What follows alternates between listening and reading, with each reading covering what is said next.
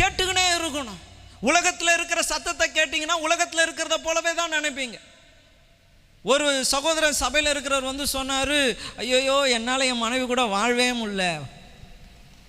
முடியல. என்ன ஏன் அப்படி சொல்கிறீங்கன்னா, எல்லா நாடகத்தையும் பார்த்துட்டு ஒரு ஃபோன் வந்தால் யார்கிட்ட பேசுகிறீங்கன்றா, எங்கடா போனால் எங்கே போயிட்டு வரேன்றா, நாடகம் ஒன்றையும் என்ன பண்ண மாட்டாரு, விடவே மாட்டா. எல்லா நாடகமும் கள்ள தொடர்பும் தவறான உறவுகளை தான் காமிக்குது. இதெல்லாம் பார்த்துட்டு அவன் நடக்காததையா போட்டுட்டான் அப்படின்றான்.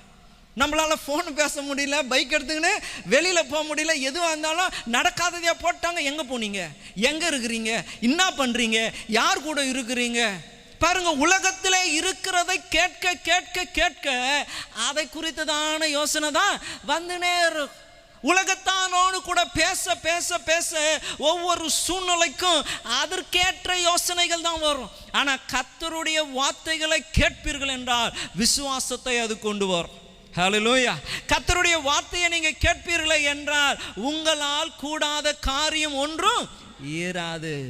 உங்க சமாதானத்தை கெடுக்கிற, சந்தோஷத்தை கெடுக்கிற, சரீரத்தில் பலவீனத்தை கொண்டு வருகிற, குடும்பத்தை அழிக்க நினைக்கிற சத்துரு எவ்வளவு பெரியவனாய் இருந்தாலும் உலகத்தில் இருக்கிறவனை காட்டிலும் எனக்குள் இருக்கிறவ பெரியவ.